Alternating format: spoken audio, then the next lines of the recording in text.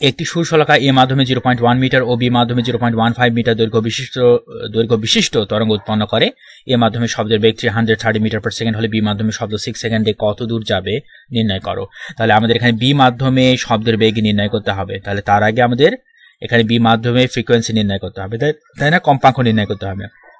এখন এখানে শব্দের কম্পাঙ্ক কিন্তু ফিক্সড রয়েছে, কারণ একটি সুরশলাকা একটা নির্দিষ্ট কম্পাঙ্কের তরঙ্গই এখানে তৈরি করতে পারবে। তাহলে টেকনিক্যালি আমরা এখানে যেহেতু এ মাধ্যমের শব্দের বেগ জানি, এ মাধ্যমের শব্দের বেগ হচ্ছে ভিএ এবং ভিএ ইকুয়াল টু দেওয়া আছে 330 মিটার পার সেকেন্ড। তাহলে আমরা বলতে পারবো ভিএ ইকুয়াল টু প্রকৃতপক্ষে ফ্রিকোয়েন্সি কম্পাঙ্ক গুণন ল্যামডা এ। ল্যামডা হচ্ছে এখানে এ মাধ্যমে, ঠিক আছে, এ মাধ্যমে শব্দের তরঙ্গ দৈর্ঘ্য। এখন লক্ষ্য করা যাক এখানে ভি এর মান হচ্ছে 330 metre per second equal to এখানে ল্যামডা এর পরিমাণ কত। ল্যামডা এর পরিমাণ এখানে দেওয়া আছে প্রশ্নে 0.1 মিটার। তাহলে এখানে এফ আমরা নির্ণয় করতে পারবো, এফ ইন্টু আমরা এখানে পাবো 0.1 মিটার, তাই না।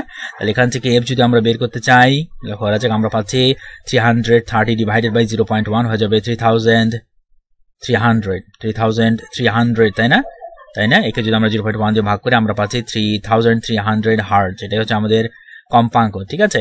তাহলে বি মাধ্যমে শব্দের বেগ যদি আমরা নির্ণয় করতে চাই, তাহলে আমরা বলতে পারবো ভিভি ইকুয়াল টু প্রকৃতপক্ষে ল্যামডা বি গুণন এফ, ঠিক আছে, এফ ল্যামডা বি।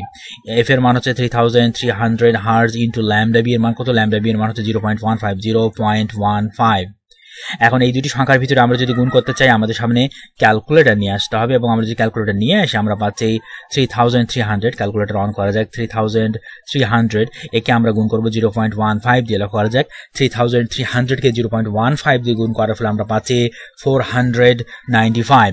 আমরা পাচ্ছি 495 মিটার পার সেকেন্ড। লক্ষ্য করা যাক বি মাধ্যমে শব্দের বেগ পাওয়া গেছে। এখন বি মাধ্যমে লক্ষ্য করা যাক শব্দ ধরা যাক 6 সেকেন্ডে এস পরিমাণ দূরত্ব অতিক্রম করে। তাহলে S equal to VB into tea time, তাই না। আমরা এখানে সমবেগ যেহেতু সমবেগে অতিক্রম করছে পথ, তাহলে ডেফিনেটলি আমরা বলতে পারবো এস ইকুয়াল টু ভিটি সূত্রে অ্যাপ্লাই করবো আমরা এখানে, ঠিক আছে। এবং এখানে বেগ হবে আমাদের বি মাধ্যমে শব্দের বেগ, ঠিক আছে, ভিবি।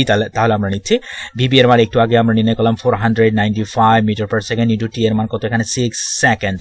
ওকে, এদের ভিতরে গুণ করার জন্য আমরা ক্যালকুলেটর সামনে নিয়ে আসি। আমরা একটু আগে যে অ্যান্সার পেলাম 495 একে 6 দিয়ে গুণ করবো, আমরা পাচ্ছি 2970